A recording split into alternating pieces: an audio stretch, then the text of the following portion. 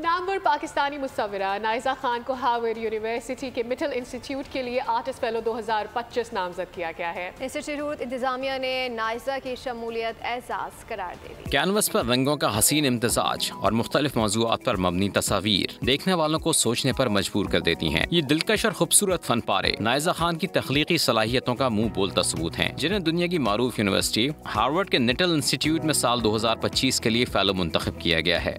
कराची से ताल्लुक रखने वाली नाइजा खान ने अपनी पेंटिंग में कराची खुसूसन मनोड़ा को मौजू बनाया। ड्राइंग, मुजस्मा साजी, आर्काइव डाटा में नाइजा को कमाल हासिल है। फेलो मुंतखब होने पर नाइजा का कहना है कि नामजदगी बिलाशुबा इनके लिए और पाकिस्तान के लिए फख्र है। नाइजा Indus valley school of arts में 15 बरस तक फन पढ़ा चुकी हैं और कराची यूनिवर्सिटी में बहसीत उस्ताद फराइज सर अंजाम दे चुकी हैं। नाइजा खान ने ऑयल पेंट्स और वाटर कलर्स के इम्तजाज से अक़लियती कम्युनिटीज, किरदारों, तारीखी मकामात को बखूबी उजागर किया है।